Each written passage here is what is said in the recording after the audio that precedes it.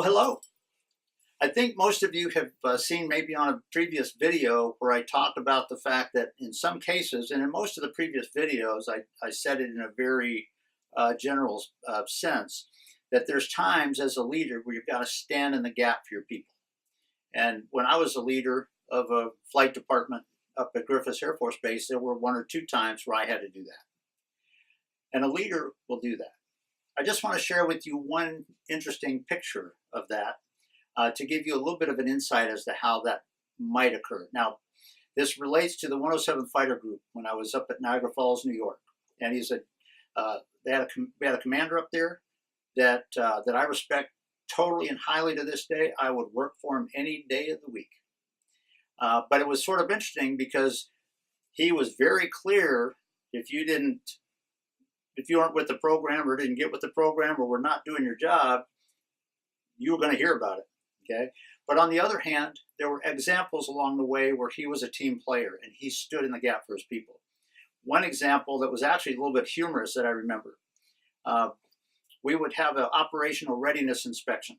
And generally that was, you had to demonstrate how you would prepare to deploy if you were ever deployed for warfare or combat or something like that.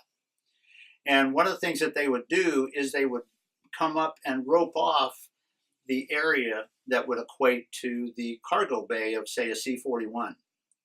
And what you had to do was show that everything that you were going to take with you would fit in that space. Well, at this one ORI, it was very interesting because we had a supervisor flying pickup truck in there, but the rear view mirror on the side was sticking beyond the rope.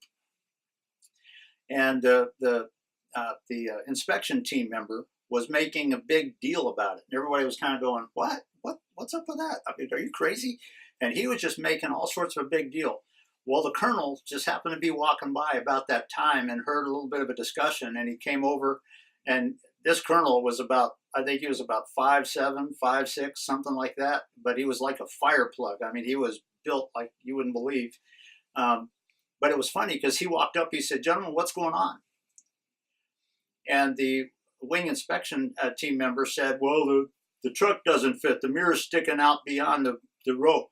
And the colonel turned around and took his hand and slammed the back of the mirror, and the mirror slammed up against the door and shattered all over the concrete. And he just turned around, he said, "Now it fits."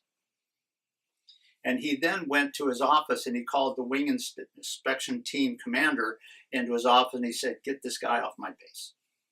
And he was gone that quick. You know what? There are times, it's a little bit humorous, but there's times as a leader, you have to stand in the gap for your people when it's real. And it's very important that you're not just managing. Leaders understand that. And they also have an insight as to when that's appropriate and when it's not. And when it is appropriate, they step in, just like the colonel did. Again, to this day, I'd work for him any day of the week. So I leave that with you. Look around at your teams, at your teams, at the people that you work with. Do they do that effectively? Do you see leaders standing in the gap for their people when they need to and when it's appropriate? Because leaders do that.